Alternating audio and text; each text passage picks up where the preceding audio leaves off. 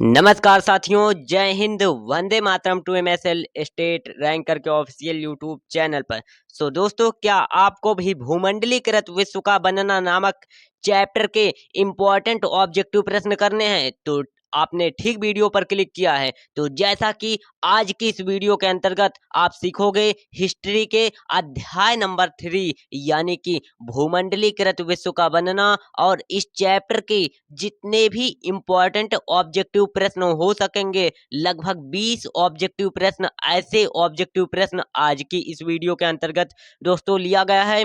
जो ऑब्जेक्टिव प्रश्न 2020 से लेकर के 2025 तक की बोर्ड एग्जामिनेशन में पूछी गई हैं, हर एक प्रकार के ऑब्जेक्टिव प्रश्न, चाहे वो आपकी एनसीईआरटी बुक के इंपॉर्टेंट क्वेश्चन हो, आज की इस वीडियो को आप मिक्स टेस्ट के रूप में दीजिए, जिसमें 20 ऐसे बहुविकल्पियों को शामिल किया गया है जो बहुविकल्पीय प्रश्न हर वर्ष पूछे जाते हैं और आपकी बोर्ड एग्जामिनेशन 2026 में भी पूछे जाने के बहुत ज्यादा चांसेस हैं। तो जैसा कि अगर आप इस वीडियो को लेट कर देख रहे हो या फिर बैठकर साधारण तरीके से देख रहे हो, तो एक छोटा सा मेरा रिक्वेस्ट है कि आप इन क्वेश्चनों को अपने नोट्स में लिखिए, और इन क्वेश्चनों को आप सभी लोग जो हैं, इन क्वेश्चनों का राइट आंसर देने का प्रयास कीजिए। इससे आपकी प्रैक्टिस भी रंगों हाथे होती रहेगी। तो आइए वीडियो को स्टार्ट करते हैं। अगर दोस्तों आप हमारे चैनल पर नए हैं तो चैनल को सब्सक्राइब कर लीजिए। इस चैनल पर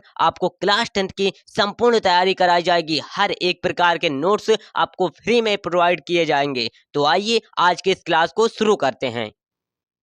तो आइए इस वीडियो की शुरुआत क्वेश्चन नंबर 1 के साथ करते हैं। क्वेश्चन नंबर 1 दिया गया है, रिंडर पेस्ट क्या है? अगर बात किया जाए रिंडर पेस्ट, तो रिंडर पेस्ट जो है वो क्या एक व्यक्ति है? नहीं है व्यक्ति। रिंडर पेस्ट की बात किया जाए बेटा, तो रिंडर पेस्ट जो है वो एक प्रकार की बीमारी है। और कहाँ के जानवरों में पाई जाने वाली बीमारी है? यूपी बोर्ड परीक्षा 2024 की बोर्ड एग्जामिनेशन में ये चीज पूछा गया क्वेश्चन है। तो इसलिए आप सभी बच्चों को ये क्वेश्चन पता होना चाहिए कि रिंडर पेस्ट एक बीमारी तो है, लेकिन ये कहाँ के जानवरों में फैली हुई थी। बेटा, इस चैनल पर आपको हर एक वो कॉन्सेप्ट दिए जाएंगे जिस कॉन्सेप्ट से बोर्ड एग्जामिनेशन में प्रश्न बनते हैं। पिछले 5 वर्षों में जो जो क्वेश्चंस भी पूछे गए हैं वो आज की इस वीडियो के अंतर्गत कवर किया गया है। और इस वीडियो के लास्ट में मैंने कुछ ऐसे क्वेश्चंस भी रख रखे हैं जो क्वेश्चन हर वर्ष पूछे जाते हैं और आपकी बोर्ड एग्जामिनेशन 2026 में भी पूछे जाने के बहुत बहुत ज़्यादा चांसेस हैं। तो इसलिए वीडियो को अंत तक जरूर देखिएगा। अगर बेटा बात किया जाए रिंडर पेस्ट, तो रिंडर पेस्ट जो है वो एक प्रकार की अफ्रीका के जानवरों में फैलने वाली एक प्रकार की बीमारी थी। तो इसलिए यहाँ पर बच्चों आप सभी लोगों को ध्यान में रखना है कि रिंडर पेस्ट जो है वो अफ्रीका के पशुओं में पाई जाने वाली एक प्रकार की बीमारी है, तो उसे ही कहा जाता है रिंडर पेस्ट। आई होप कि आपका ये क्वेश्चन क्लियर हो गया होगा। ये क्वेश्चन जो है बच्चों यूपी बोर्ड परीक्षा 2024 में पूछा गया और 2025 की बोर्ड एग्जामिनेशन में भी पूछा गया। तो इसलिए आपकी बोर्ड एग्जामिनेशन 2026 में भी पूछे जाने के चांसेस बहुत ज़्यादा रखता है। तो पहला क्वेश्चन सॉल्व कर चुके हैं। आइए अब बढ़ते हैं दूसरे क्वेश्चन के नंबर। तो दूसरा क्वेश्चन दिया गया है, अमेरिकी मुद्रा का नाम क्या है? अगर बात किया जाए अमेरिकी मुद्रा की, तो अमेरिकी मुद्रा क्या है बच्चों? अमेरिकी मुद्रा जो है बच्चों वो है डॉलर, क्योंकि अमेरिका जो है बच्चों उसमें डॉलर का प्रयोग किया जाता है। अमेरिका में मुद्रा के रूप में डॉलर में जाना जाता है। अब सभी बच्चों से एक मेरा क्वेश्चन है कि भारत में जो भारत का मुद्रा है वो क्या है? सभी बच्चों को ये चीज पता होनी चाहिए कि भारत का मुद्रा क्या है। सभी बच्चे जो हैं नीचे कमेंट बॉक्स में लिखेंगे ताकि मुझे भी पता चल सके कि कितने बच्चों को ये चीज पता है कि भारतीय मुद्रा का क्या नाम है। और हाँ बच्चों, यहाँ पर ये क्वेश्चन जो दिया गया है वे थोड़े सरल क्वेश्चन हैं, लेकिन अभी आपके यहाँ पर कुछ क्वालिटी मैं आपको बढ़ाऊंगा। कुछ ऐसे ऐसे क्वेश्चंस भी, कठिन से कठिन क्वेश्चंस को भी बताया जाएगा इस वीडियो में, जो क्वेश्चन जो हैं हर वर्ष रिपीटेड हैं और यूपी बोर्ड जो है बच्चों कभी कभी उन क्वेश्चनों को पूछता है। तो इसलिए आइए क्वेश्चन नंबर 3 को देखते हैं बिना किसी देरी के। क्वेश्चन नंबर थ्री दिया गया है। क्या है क्वेश्चन? क्वेश्चन दिया गया है कि कार्न लॉ किस देश में पारित किया गया था। बच्चों कार्न लॉ होता क्या है, यहाँ पर सबसे पहले समझो कि कार्न लॉ आखिर है क्या। कार्न का मतलब होता है मक्का और लॉ का मतलब होता है कानून। तो कार्न लॉ का एक प्रकार से दूसरा नाम हो गया मक्का कानून। तो मक्का कानून कहा जाए या फिर कार्न लॉ कहा जाएगा। तो इसलिए आप सभी बच्चों को ध्यान में रखना है। एक टीचर होने के नाते मैं आपको ये चीज समझा रहा हूं कि कार्न लॉ या इसे ही कहा जाता है मक्का कानून, क्योंकि बोर्ड एग्जामिनेशन में मैंने पिछले कई वर्षों से ये चीज ऑब्जर्व करता आया हूं कि बोर्ड एग्जामिनेशन में कभी कभी यहाँ पर कार्न लॉ और कभी कभी यहीं पर मक्का कानून लिख देता है और अधिकतर बच्चे जो हैं वहां पर कंफ्यूज हो जाते हैं। लेकिन अगर आप इस चैनल के माध्यम से ऑथेंटिक रूप से पढ़ाई करते हो तो आपको अटकने की जरूरत नहीं पड़ेगी। तो आइए देखते हैं कि कार्न लॉ जो है वो किस देश में पारित हुआ था। बच्चों कार्न लॉ जो है वो फ्रांस देश से रिलेटेड नहीं है। फ्रांस देश में इसका पारित नहीं हुआ था और ना ही जर्मनी में हुआ था और ना ही रूस में। बेटा जो कार्न लॉ है वो ब्रिटेन देश में पारित हुआ था। ब्रिटेन देश में पारित हुआ था कार्न लॉ। ये चीज बच्चों आपको ध्यान में रखनी है, बिकॉज ये क्वेश्चन जो है 2025 की बोर्ड एग्जामिनेशन में पूछा गया क्वेश्चन है। और हर एक क्वेश्चन जो है बोर्ड एग्जामिनेशन में आए हुए क्वेश्चन या तो आपकी एनसीईआरटी बुक के क्वेश्चन होंगे, वही क्वेश्चनों को आज की इस वीडियो के अंतर्गत लिया गया है। तो जैसा कि यहाँ पर दूसरा क्वेश्चन दिया गया है, अगला क्वेश्चन यहाँ पर दिया गया है कि प्रथम विश्व युद्ध शुरू हुआ था। अगर बात किया जाए प्रथम विश्व युद्ध की, तो प्रथम विश्व युद्ध जो है बच्चों वो कब शुरू हुआ था। सभी बच्चों का जवाब ये सही होना चाहिए, क्योंकि इस क्वेश्चन को आप लोगों ने क्लास 8 में भी पढ़ा होगा। तो इसलिए सभी बच्चों का ये राइट आंसर होना चाहिए। यस, आपने सही जवाब दिया कि सर 1914 ईस्वी में प्रथम विश्व युद्ध शुरू हुआ था। तो 1905 नहीं होगा और 1907 भी नहीं होगा और 1912 भी नहीं होगा। बेटा जो प्रथम विश्व युद्ध था वो कब से कब तक चला था, बोर्ड एग्जामिनेशन में कालावधि पूछ लिया जाता है। तो इसलिए यहाँ पर इसकी कालावधि क्या होगी, मतलब प्रथम विश्व युद्ध जो चला था बेटा वो कब से कब तक चला था। तो प्रथम विश्व युद्ध जो है वो 1914 ईस्वी से शुरू होकर के 1918 ईस्वी तक चालू हुआ था। और प्रथम विश्व युद्ध जो है 1914 ईस्वी में प्रारंभ हुआ था। अगर आपके बोर्ड एग्जामिनेशन में कभी कभी ये भी क्वेश्चन पूछ लिया जाता है कि जो प्रथम विश्व युद्ध है वो कब अंत हुआ, मतलब प्रथम विश्व युद्ध का अंत कब हुआ, तो 1918 ईस्वी में। तो अभी तक आपने बहुत सारे प्रश्नों को सॉल्व कर लिए, लेकिन अब इस क्वेश्चन का राइट आंसर देखते हैं कितने बच्चे सॉल्व कर पाते हैं। और यहाँ पर धीरे धीरे आपके क्वेश्चनों का लेवल जो होता है वो हाई होता जाएगा। तो इसलिए इस क्वेश्चन का राइट आंसर जो है सभी बच्चे दीजिए। गिरमिटिया किसे कहा जाता है। बच्चों यहाँ पर आपकी एनसीईआरटी बुक में एक क्वेश्चन दिया गया है गिरमिटिया मजदूर। गिरमिटिया मजदूर के बारे में एक डिफिनेशन ही दे दिया गया है। तो इसलिए बोर्ड एग्जामिनेशन में वहीं से क्वेश्चन ये बना हुआ है कि गिरमिटिया किसे कहा जाता है। अगर बात किया जाए गिरमिटिया है क्या, तो गिरमिटिया जो है बच्चों वो अनुबंधित मजदूर को कहा जाता है। मतलब कि जो बड़े बड़े कॉन्ट्रैक्टर यानी ठेकेदार जो होते हैं वे अपने अंडर में बहुत सारे मजदूरों को बेटा क्या करते हैं, अपने अंडर में काम कराते हैं। तो इसलिए उन्हीं मजदूरों को कहा गया है गिरमिटिया मजदूर। तो इसलिए बच्चों आप सभी बच्चों को ध्यान में रखना है कि गिरमिटिया मजदूर क्या है। गिरमिटिया मजदूर का मतलब होता है अनुबंधित मजदूर। और हाँ बच्चों, अगर आपने अभी तक भूमंडलीकृत विश्व का बनना नामक चैप्टर आज आपका फिनिश हो जाएगा, इसके 20 आप बहुविकल्पी प्रश्न सॉल्व कर लोगे। अगर आपने भूमंडलीकृत विश्व के पहले चैप्टर यानी कि भारत में राष्ट्रवाद और यूरोप में राष्ट्रवाद के भी बहुविकल्पी प्रश्नों को सॉल्व करना चाहते हो तो इसी वीडियो के डिस्क्रिप्शन में लिंक दिया गया है और जहां से आप उनके बहुविकल्पी प्रश्नों को भी सॉल्व कर सकते हो। और हर एक जो कॉन्सेप्चुअल क्वेश्चन आज की उस वीडियो में मैंने डाल रखे हैं। तो इसलिए डिस्क्रिप्शन बॉक्स में नीचे दिया गया है लिंक, जहां से आप देख सकते हैं उन दोनों वीडियोज को। तो जैसा कि अगला क्वेश्चन दिया गया है और इस क्वेश्चन का देखते हैं कितने बच्चे जो हैं राइट आंसर दे पाते हैं। जैसा कि क्वेश्चन दिया गया है, क्वेश्चन नंबर 10 दिया गया है, भूमंडलीकृत की शुरुआत किस दशक में हुई थी? भूमंडलीकृत का मतलब क्या होता है यहाँ पर समझो। बोर्ड एग्जामिनेशन में कॉन्सेप्ट से प्रश्न बनते हैं और मैं पिछले 5 वर्षों के एक्सपीरियंस से ये चीज बता रहा हूँ आपको कि भूमंडलीकृत विश्व इस चैप्टर के एमसीक्यू आपको यूट्यूब पर बहुत कम ही टीचर्स कराएंगे, क्योंकि इनके ऑब्जेक्टिव प्रश्न जो होते हैं वो कठिन हो जाते हैं और कठिन होने के कारण ही बच्चे जो हैं वो वीडियोज को देखते नहीं हैं। तो इसलिए यहाँ पर अगर आप यहाँ तक इस वीडियो में आए हो तो इसका मतलब कि आप बोर्ड परीक्षा में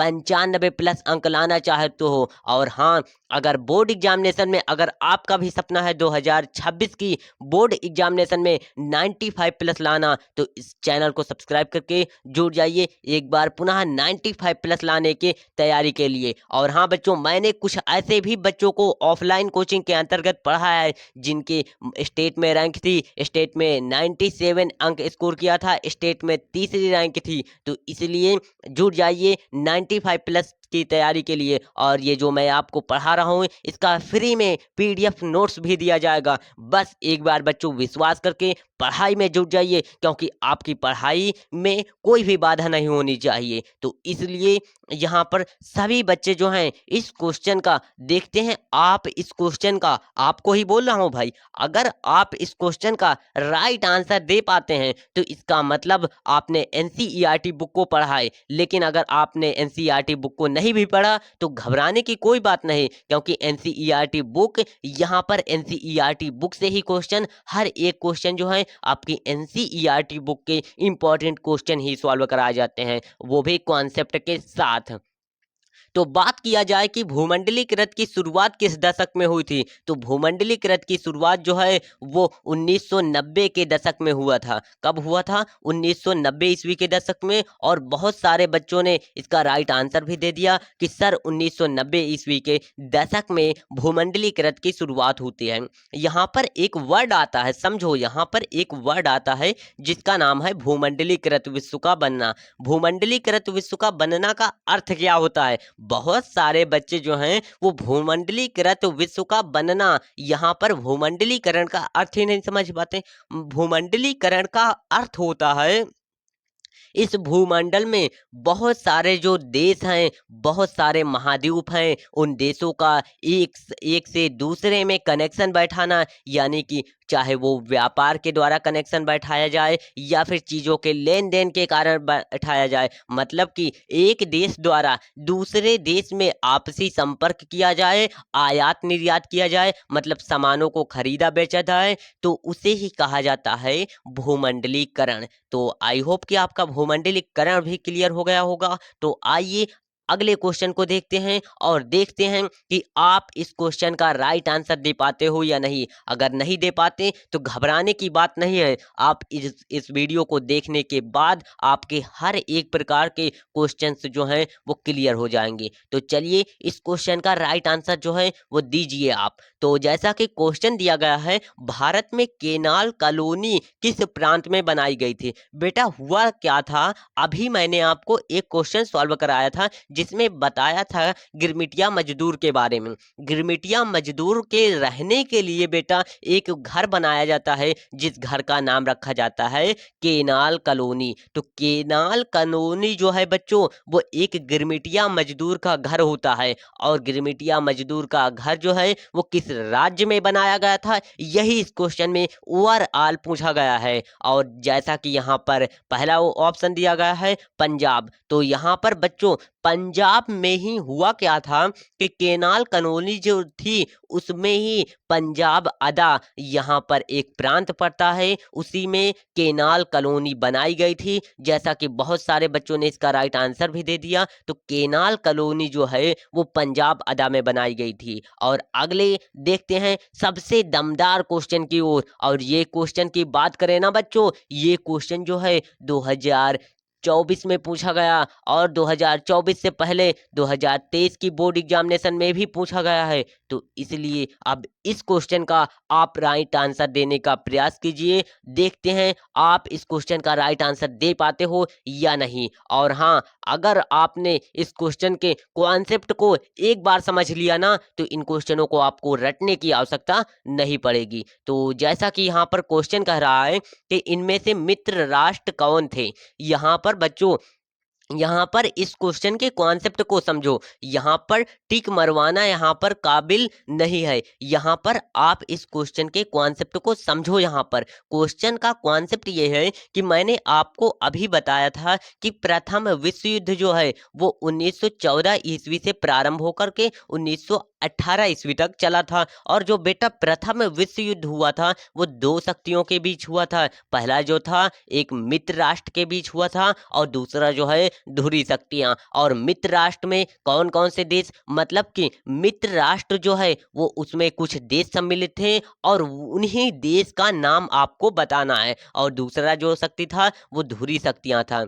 तो ये चीज बच्चों आप लोगों को याद में रखनी है, क्योंकि हिस्ट्री को बेटा अगर आप हिस्ट्री के जैसे समझ को चलोगे तभी आपको हिस्ट्री रटने की आवश्यकता नहीं पड़ेगी। तो जैसा कि मित्र राष्ट्र में बात किया जाए तो मित्र राष्ट्र में कौन कौन से देश सम्मिलित थे। तो पहला देश जो था वो ब्रिटेन था, दूसरा देश जो था रूस और तीसरा देश जो था वो फ्रांस। तो इस तरीके से ऑप्शन नंबर ए मैच खाएगा कि ब्रिटेन, फ्रांस और रूस ये देश जो है बेटा वो सम्मिलित होते हैं किसमें, मित्र राष्ट्र में। और कुछ देश जो हैं वो धुरी राष्ट्र में भी सम्मिलित होते हैं। तो इसलिए मित्र राष्ट्र में कौन कौन से देश सम्मिलित थे ये चीज मैंने आपको समझा दिया कि मित्र राष्ट्र में ब्रिटेन, फ्रांस और रूस देश सम्मिलित थे। और आगे बढ़ते हैं अगले दमदार क्वेश्चन की ओर और देखते हैं इस क्वेश्चन का राइट आंसर कितने बच्चे दे पाते हैं। बात किया गया है इस क्वेश्चन में आलू अकाल किस देश में हुआ था। बच्चों अगर बात किया जाए यहाँ पर आलू अकाल कहने का मतलब क्या होता है, यहाँ पर समझो। एक देश था, इस देश में बेटा हुआ क्या था कि आलू के कमी के कारण, यानी कि आलू एक साल जो है वो नहीं उपजता है। और जब आलू एक साल नहीं उपजता तो उस देश में अकाल हो जाती है। तो इसलिए वो कौन सा देश था उस देश का आप सभी लोगों को नाम बताना है। तो जैसा कि आप सभी लोगों ने पढ़ा होगा कि एक देश था जिसका नाम था आयरलैंड। आयरलैंड में एक साल ओले पड़ गए थे, इसलिए आयरलैंड में हुआ क्या था कि आलू की फसल जो है नष्ट हो जाती है। इसलिए जो आयरलैंड देश था उसमें अकाल आ जाता है। तो इस तरीके से यहाँ पर राइट आंसर जो होगा ऑप्शन नंबर बी हो जाएगा। जैसा कि ऑप्शन नंबर बी आयरलैंड में जो आलू था उसका अकाल पड़ गया था। तो आइए अगले दमदार क्वेश्चन की ओर देखते हैं। और इस दमदार क्वेश्चन का अगर आपने राइट आंसर दे दिया ना तो सभी बच्चे जो हैं वो एक बार जोरदार तरीके से इस वीडियो को अधिक से अधिक बच्चों तक शेयर कर दीजिएगा। तो जैसा कि यहाँ पर ये क्वेश्चन कह रहा है, क्वेश्चन क्या है आइए क्वेश्चन के कॉन्सेप्ट को मैं आपको समझाता हूँ। क्वेश्चन कह रहा है सन 1800 के आसपास, मतलब 1800 के लगभग में निर्यात में सूती कपड़े का प्रतिशत था। बेटा हुआ क्या था कि 1800 ईस्वी जब था तो उसमें निर्यात, एक यहाँ पर एक निर्यात शब्द आ जाए। यहाँ पर हर एक क्वेश्चन को आप सभी लोगों को इस तरीके से तोड़ मरोड़ कर समझाया जाएगा कि आपको क्वेश्चन को रटने की आवश्यकता ना पड़े। यहाँ पर निर्यात का मतलब होता है कि यहाँ पर लेट सपोज मान लेते हैं ये भारत देश है और ये दूसरा देश है। तो भारत देश से जब किसी वस्तु को अन्य देश में भेजा जाता है तो उसे ही कहा जाता है निर्यात। तो निर्यात का मतलब आपने समझ लिया कि 1800 ईस्वी के आसपास भारत में निर्यात हो रहा था सूती कपड़े का। तो वो कितना प्रतिशत था, तो वो प्रतिशत जो था वो 30% का निर्यात किया जा रहा था भारत से। और जैसा कि यहाँ पर 30% जो होगा इसका राइट आंसर हो जाएगा, 30% का ही निर्यात किया जा रहा था। अगले क्वेश्चन की, अगले दमदार क्वेश्चन की ओर बढ़ते हैं और देखते हैं ये क्वेश्चन जो है सबसे दमदार क्वेश्चन है। और देखते हैं इस क्वेश्चन का राइट आंसर जो है वो कितने बच्चे दे पाते हैं। तो इसलिए आप भी इस क्वेश्चन को देने का प्रयास कीजिए राइट आंसर। क्वेश्चन कर रहा है एशिया को यूरोप और उत्तरी अफ्रीका से जोड़ने वाले मार्ग को क्या कहा जाता है? बात किया गया है एशिया को यूरोप और उत्तरी अफ्रीका से जोड़ने वाले मार्ग को क्या कहा जाता है? तो यहाँ पर जो एशिया को यूरोप और साथ ही उत्तरी अफ्रीका से जोड़ने वाले मार्ग थे, उन मार्ग को कहा जाता था सिल्क मार्ग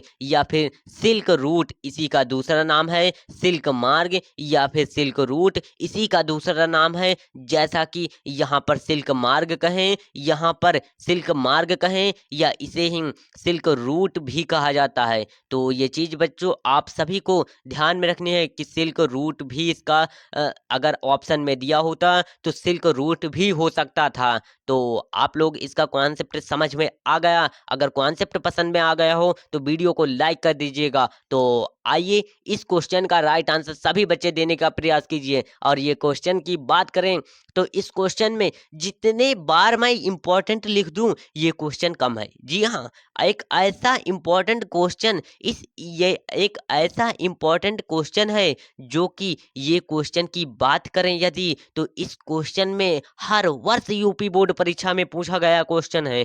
तो इसलिए और आपकी स्पेशल एनसीईआरटी बुक में भी दिया गया क्वेश्चन है। तो इसलिए मैंने जैसा कि वादा किया था कि लास्ट के कुछ ऐसे ऐसे प्रश्न आपको सॉल्व कराऊंगा जो प्रश्न जो हैं वो हर वर्ष पूछे जाते हैं। तो ये था क्वेश्चन। जैसा कि क्वेश्चन कह रहा है, आइए क्वेश्चन को समझाता हूँ और क्वेश्चन के कॉन्सेप्ट को आपको समझाता हूँ। तो जैसा कि यहाँ पर क्वेश्चन कह रहा है कि 1928 से 1934 के बीच भारत में गेहूं की कीमत कितने प्रतिशत गिर गई? बेटा हुआ क्या था जब 1928 ईस्वी से 1934 ईस्वी के बीच में भारत में जो गेहूं की कीमत थी वो गेहूं की कीमत जो है वो नीचे गिर गई थी।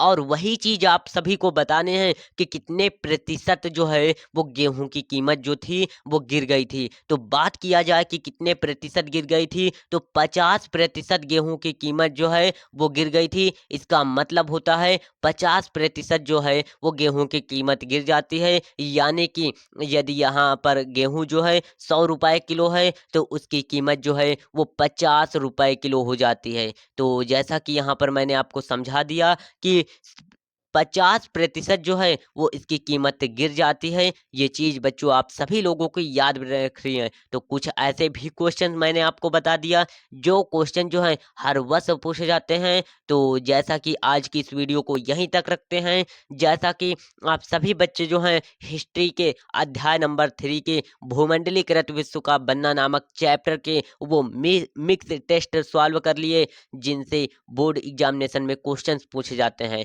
अगर आपको यूरोप में राष्ट्रवाद और भारत में राष्ट्रवाद के मिक्स टेस्ट करना है वो भी वन शॉट के रूप में, तो इसी वीडियो के डिस्क्रिप्शन बॉक्स में मैं उस वीडियो का लिंक दे रहा हूं जहां से आप सभी बच्चे जो हैं आसानी से देख सकते हैं। और हाँ, इस चैनल पर आपको ऑथेंटिक रूप से क्लास 10 की वो धुआंधार तैयारी होगी ना जिससे आप पढ़कर बोर्ड परीक्षा में 95+ लाने के सपने को पूरा कर सकते हो, अपने माँ बाप के नाम को रोशन कर सकते हो। तो इसलिए एक छोटी सी मेरी रिक्वेस्ट है कि इस चैनल को सब्सक्राइब करके जुड़ जाइए बोर्ड एग्जामिनेशन में 95+ लाने के सपने को पूरा करने के लिए। एक बार विश्वास कर लीजिए बच्चों, यकीन मानना 95+ स्टेट में रैंक आप लाओगे, क्योंकि यहाँ पर मैंने अपने इस चैनल का नाम MSL स्टेट रैंक कर रखा है। तो इसीलिए रखा है कि आप सभी बच्चों को स्टेट में रैंक, डिस्ट्रिक्ट में रैंक ला सकें आप सभी लोग। और मैंने भी स्टेट में रैंक हासिल किया था, इसलिए मैंने इस चैनल का नाम रखा MSL स्टेट रैंकर। तो आप सभी बच्चे जो हैं इसको ब्रांड बनाकर चैनल को सब्सक्राइब करके इसको ब्रांड बनाने में मदद कीजिए। जय हिंद, जय भारत। मिलेंगे एक और दमदार नई वीडियो के साथ।